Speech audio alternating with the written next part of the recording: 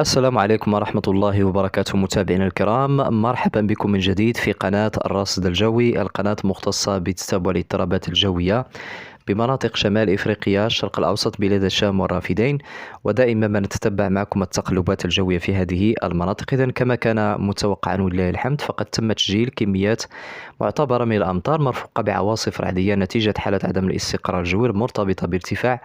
معدل درجات الحرارة وارتفاع معدل التناقص بمتغير الغلاف الجوي. تم تسجيل كميات معتبرة من الأمطار خصوصا في إقليم خريبكا وتزم، أيضا بمناطق من الحوز ناحيتي تورير، وكذلك مناطق من الظلال ليت بوغماز. إذا متابعينا الكرام، من المحتمل أن تتجدد هذه الحالة من عدم الاستقرار الجوي خصوصا مع ارتفاع كبير بمعدل درجات الحرارة نهار اليوم الجمعة 27 من شهر يونيو بمرتفعات الأطلسين الكبير والمتوسط والمناطق المجاورة. إذا نبدأ بالتحليل العام للحالة الجوية في المملكة المغربية نهار اليوم الجمعة 27 من شهر يونيو. كما تلاحظون متابعينا الكرام، امتداد رقعة منخفض جوي صحراوي محلي بسعة مركزية تقارب 1005 هيكتو باسكال. هذا المنخفض الجوي غالبا ما يعمل على توجيه مجموعة من التيارات الهوائية الجافة والحارة الوافدة من مناطق الصحراء الكبرى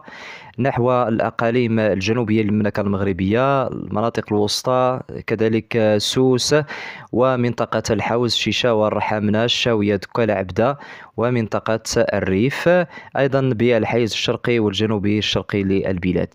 وكما تلاحظون متابعينا الكرام، رقعة المرتفع الجوي الأزوري تسيطر على الضفة الغربية بجزر الأزور وجزر فنشال وجزر الكناري بسعة مركزية تقارب 1727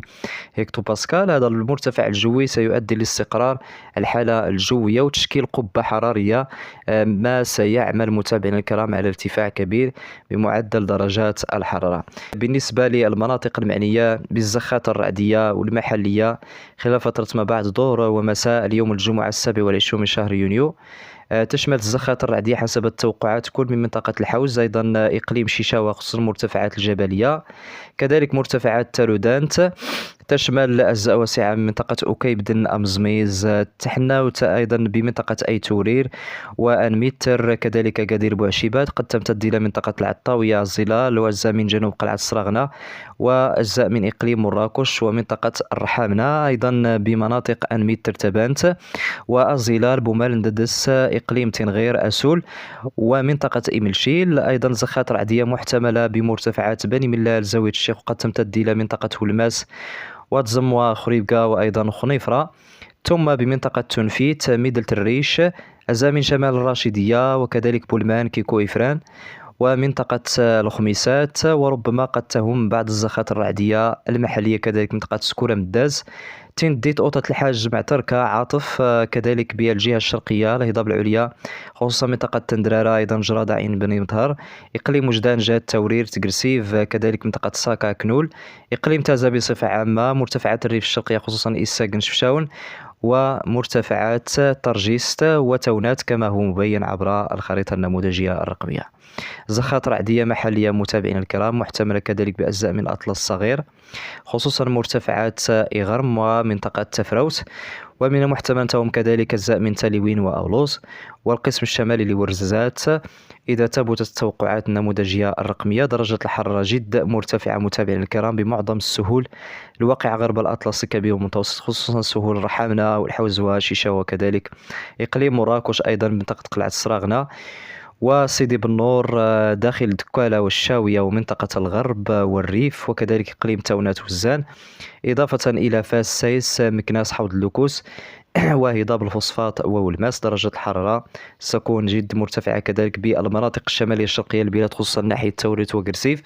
وأيضا بمناطق فيكيك وبوعرفة والقسم الجنوبي الشرقي للبلاد خصوصا زاكورا.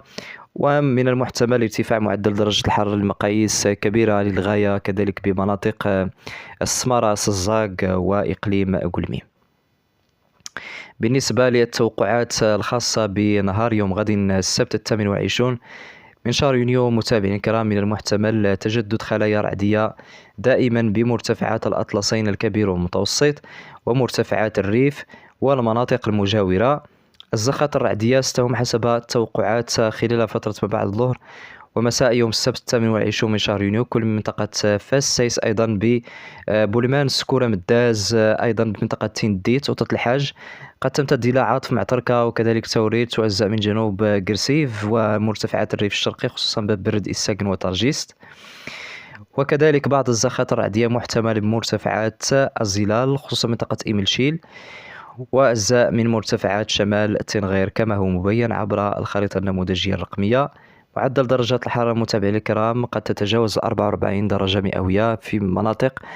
واسعة من البلاد، وقد تصل إلى 46 درجة مئوية إن شاء الله خصوصا بمناطق لمراكش شيشة وأيضا بمنطقة هضاب الفوسفات والماس وكذا بداخل الشاوية